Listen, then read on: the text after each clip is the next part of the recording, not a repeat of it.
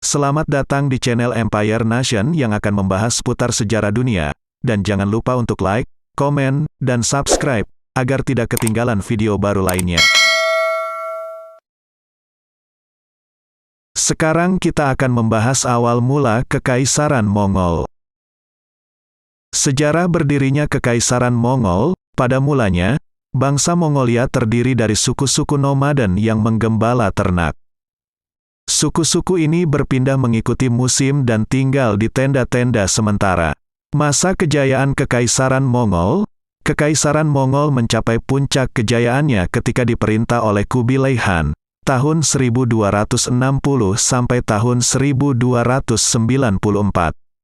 Kubilai Han bahkan telah membangun reputasi sebagai penakluk hebat sejak sebelum naik tahta menjadi kaisar.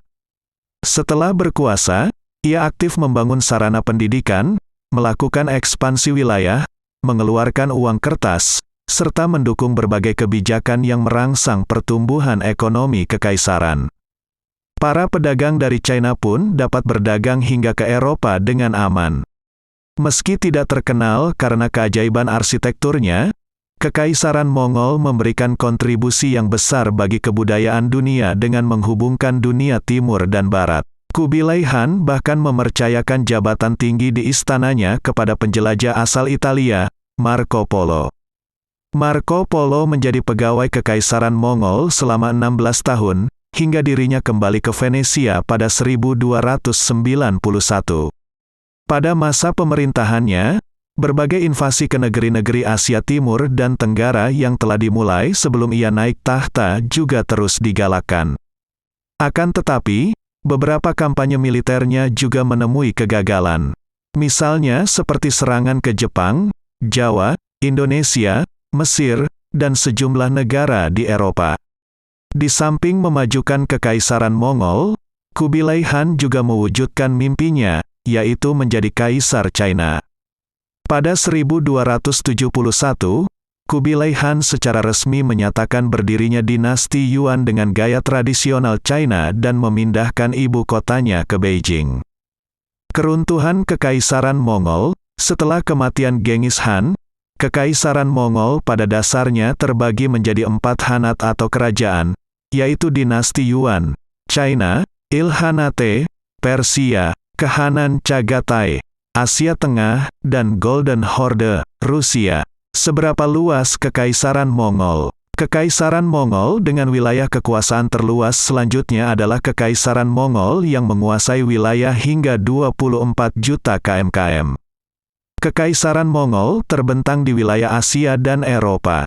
Siapa yang menghancurkan Baghdad? Pengepungan Baghdad, yang terjadi pada 1258, adalah sebuah invasi, pengepungan, dan penghancuran kota Baghdad, ibu kota Kekhalifahan Abbasiyah ketika itu dan ibu kota Irak modern, oleh pasukan Ilkhanate Mongol. Bersama dengan pasukan sekutu mereka di bawah pimpinan Hulagu Han. Apakah Mongolia pernah menjajah Indonesia? Serbuan Yuan Mongol ke Jawa adalah invasi Kekaisaran Tiongkok Mongol di bawah dinasti Yuan ke tanah Jawa Dwipa, Pulau Jawa sekarang.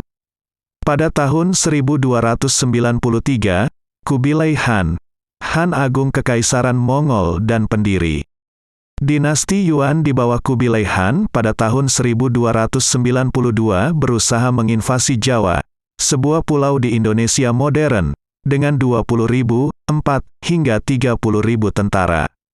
5 ini dimaksudkan sebagai hukuman ekspedisi terhadap Kertanegara dari Singhasari. Karena itu, pasukan ekspedisi Yuan diarahkan untuk mendapatkan kiriman negara penerusnya, Kediri, alih-alih. Setelah kampanye keras, Kediri menyerah, tetapi pasukan Yuan dikhianati oleh bekas sekutu mereka, Majapahit, di bawah Raden Wijaya.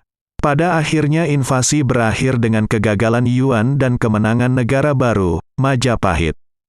Kerajaan Mongol melancarkan beberapa invasi ke anak benua India dari tahun 1221 hingga 1327. Dengan banyak serangan selanjutnya dilakukan oleh Karaunas yang berasal dari Mongol.